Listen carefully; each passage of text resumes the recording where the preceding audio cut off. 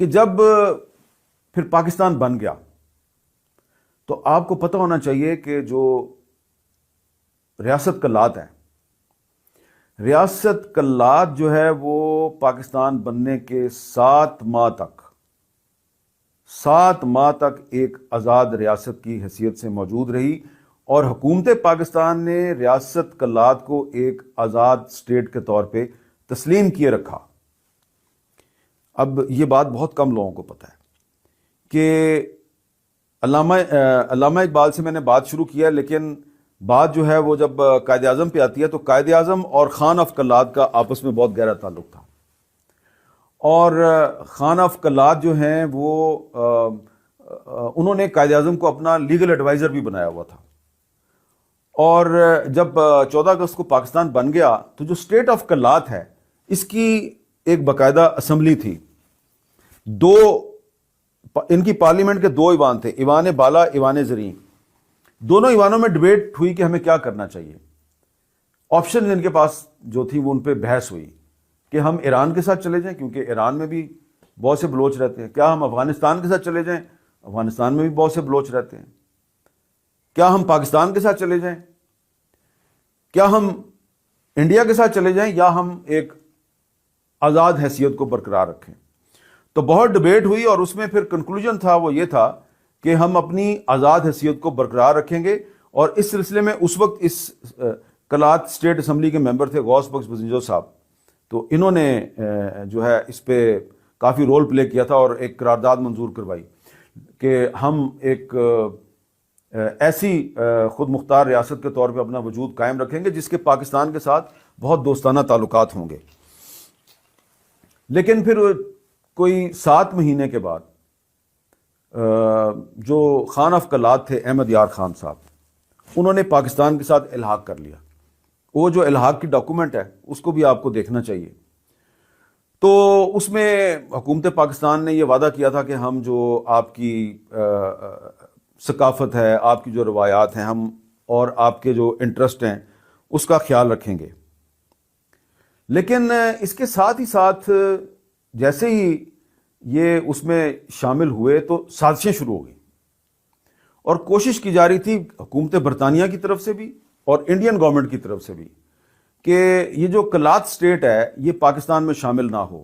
اچھا، اس میں ہوا یہ تھا کہ مکران اور لسبیلا اور خاران یہ بھی ریاستیں تھیں، یہ پاکستان میں شامل ہو گئیں۔ ایک اور بڑی اہم بات آپ کو میں نے بتانی ہے کہ جو ریاست کلات تھی اس کے کچھ یونٹس تھے، چھوٹی چھوٹی ریاستیں تھیں، لسبیلا جس کو بیلا کہتے ہیں، اور مکران، خاران، تو یہ پاکستان میں شامل ہو گئی۔ اس کے علاوہ جو ٹرائبل علاقہ تھا وہاں پہ تھے مریوں کا علاقہ تھا، اور بگتیوں کا علاقہ تھا، اور سنجرانیوں کا علاقہ تھا۔ انہوں نے بھی پاکستان کی مدد کی۔ جو نواب اکبر بگٹی صاحب ہے نا، جن کو بعد میں پاکستانی ریاست کا دشمن قرار دے کے شہید کر دیا گیا تھا، یہ تحریک پاکستان میں شامل تھے، یہ قائد اعظم کے ساتھی تھے۔ نہ صرف یہ کہ قائد اعظم کے ساتھی تھے، قائد اعظم کی مالی مدد بھی کیا کرتے تھے، اور جو شاہی جرگہ تھا، یعنی جو ٹرائبل سردار تھے، قبائلی سردار تھے، ان کا ایک جرگہ تھا، اس جرگے میں بگٹی صاحب نے پاکستان کے حق میں ووٹ دیا تھا۔ جب بگٹی صاحب بھی پاکستان کے ساتھ چلے گئے، جب مری صاحب بھی پاکستان کے ساتھ چلے گئے، اور سردار بھی پاکستان کے ساتھ چلے گئے، تو پھر خان آف کلات کا یہ خیال تھا کہ اب میرا جو ہے وہ کلات سٹیٹ کو علیحدہ رکھنا پاکستان سے یہ مناسب نہیں، تو وہ پاکستان میں شامل ہو گئے۔ لیکن سوال یہ ہے کہ پاکستان میں جب وہ شامل ہو گئے تو اس کے بعد کیا ہوا؟ یہاں سے ایک نئی کہانی شروع ہوتی ہے جس کا آپ کو پتہ ہونا چاہیے، اور وہ کہانی کیا ہے؟ اور وہ کہانی یہ ہے کہ میں آپ کو جو خان آف کلات ہے اس کا ایک انٹرویو ہے، یہ الطاف حسن قریشی صاحب کے انٹرویوز جو ہیں، سلیکٹڈ انٹرویوز ہیں، ان کی کتاب ہے ملاقاتیں کیا کیا۔ اس میں انہوں نے خان آف کلات کا ایک انٹرویو کیا تھا۔ اس میں خان آف کلات جو ہیں احمد یار خان صاحب، انہوں نے بالکل کھل کے بتایا۔ میری مشکل یہ تھی کہ بلوچستان یعنی کہ کلات کا انگریز AG GG اور میرا وزیر اعظم دونوں الحاق کے خلاف تھے اور بلوچوں میں طرح طرح کی بدگمانیاں پھیلا رہے تھے۔ ایوان عام میں یعنی کہ جو اسٹیٹ کی اسمبلی تھی میں مسئلے پہ بحث ہوتی تو جذبات کی تندی و تیزی نے ایک عجیب رخ اختیار کر لیا اور میں حالات پہ قابو پانے کی کوشش کر رہا تھا۔ اور پھر یہ کہتے ہیں کہ قائد اعظم کو بھی اس سلسلے میں بھڑکایا جا رہا تھا۔ اور پھر آگے چل کے انہوں نے ایک بڑی اہم بات بتائی ہے، یہ بڑی اہم بات ہے، وہ یہ ہے کہ انگریزوں کا خیال تھا کہ اگر صوبہ سرحد کا علاقہ افغانستان کے حوالے کر دیا جائے تو وہ روس کے درمیان ایک مضبوط بفر سٹیٹ کا کام دے سکے گا۔ بلوچستان میں فوجی اڈے قائم کر کے افغانستان کو مزید مضبوط بنایا جا سکتا ہے اور اس طرح روس کی پیش قدمی روکی جا سکے گی۔ چنانچہ مجھے یہ پیغام دیا گیا کہ ہم ریاست کلات کی حفاظت شرق اردن کی طرح کریں گے جو مکمل طور پہ آزاد ریاست ہوگی۔ اس آزادی کے صلے میں ہمیں کوئٹہ چھونی کا علاقہ انگریزوں کے حوالے کر دینا ہوگا۔ دراصل وہ علاقہ ریاست کلات کا تھا جو اس نے انگریزوں کو پٹے پہ دے رکھا تھا۔ وہ اس علاقے کے علاوہ جیونی بندرگاہ کا بھی مطالبہ کر رہے تھے۔ اس بندرگاہ کے ذریعے انگریز افغانستان کو بحری راستہ دینا چاہتے تھے۔ اس پیشکش میں بے پناہ کشش تھی۔ میں نے صاف انکار کر دیا اور کہا میں اس جال میں نہیں پھنسنے والا۔ تو سازشیں ہو رہی تھیں۔ خان آف کلات نے ان سازشوں کا ذکر جو ہے اپنی جو کتاب ہے ان کی ان سائڈ بلوچستان، اس میں بھی انہوں نے ان سازشوں کا ذکر کیا ہے۔ اور اس کے علاوہ یہ ایک اور کتاب ہے ڈاکٹر عباس برمانی کی دی گریٹ گیم، اس میں بھی ان تمام سازشوں کا ذکر ہے کہ بلوچستان میں کیا کیا سازشیں ہوتی رہی ہیں۔ اور پھر ہوا کیا کہ جب کلات پاکستان میں شامل ہو گیا تو جو خان آف کلات کے ایک بھائی تھے شہزادہ عبد الکریم، انہوں نے بغاوت کر دی۔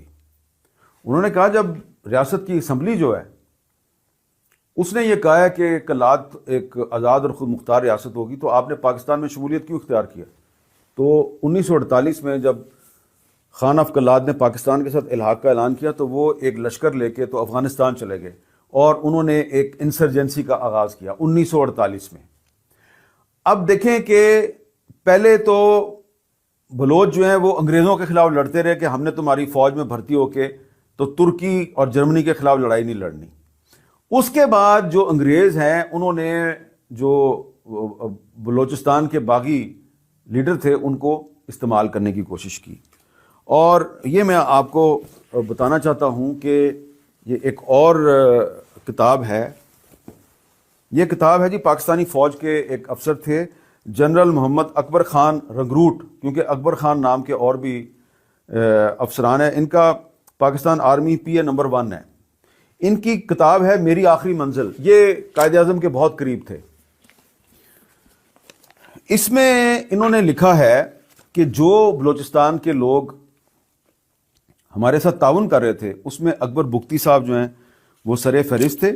اور دوسری بات انہوں نے یہ کہی ہے کہ جو افغانستان کی حکومت ہے اس کو بھی ہمارے خلاف استعمال کیا جا رہا تھا۔ اور اس میں یہ بتا رہے ہیں اس اپنی کتاب میں کہ انگریزی فوج کے یعنی کہ برطانوی فوج کے کچھ افسران کو دلی سے قندھار اور کابل بھیجا گیا تاکہ وہ وہاں پہ پاکستانی فوج کے خلاف شہزادہ عبد الکریم کی جو بغاوت ہے اس کو منظم کریں۔ لیکن خان آف کلات نے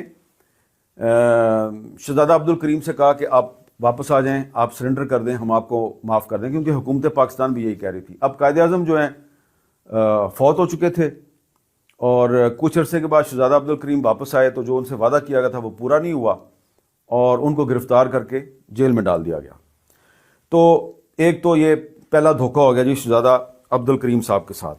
اب اس کے بعد ایک اور فیز آئی جب بلوچستان کو بطور صوبہ اس کی شناخت سے محروم کر کے 1 یونٹ بنا دیا گیا، اور وہ جو مغربی پاکستان ایک یونٹ تھا اور ایک مشرقی پاکستان 1 یونٹ تھا، تو بلوچستان، پنجاب، سارے جو صوبے ہیں اس طرف کے یہ ایک یونٹ بن گئے اور ایک ریزینٹمنٹ شروع ہو گئی۔ اب اس دوران میں 1958 میں جو ہمارے وزیر اعظم تھے ملک فیروز خان نون صاحب، انہوں نے کوشش کی اور گوادر کو پاکستان کا حصہ بنا دیا۔ گوادر پہلے عمان کے کنٹرول میں تھا۔ تو یہ ستمبر 1958 میں ملک فیروز خان نون صاحب کی حکومت جو ہے، جس میں اکبر بگٹی صاحب بھی اس حکومت میں شامل تھے، اس کیبنٹ میں شامل تھے، انہوں نے گوادر کو پاکستان کا حصہ بنا دیا۔ تو اس زمانے میں جو سکندر مرزا ہیں، یہ پاکستان کے صدر تھے، تو انہوں نے خان آف کلات کے ساتھ کچھ میل ملاقاتیں شروع کی اور ان سے کہا کہ یہ فیروز خان نون جو ہے یہ الیکشن کروانا چاہتا ہے، تو اگر الیکشن ہو گیا تو بڑا مسئلہ ہو جائے گا، کوئی ایسا ممکن ہے کہ آپ مجھے کچھ پیسے ویسے دیں۔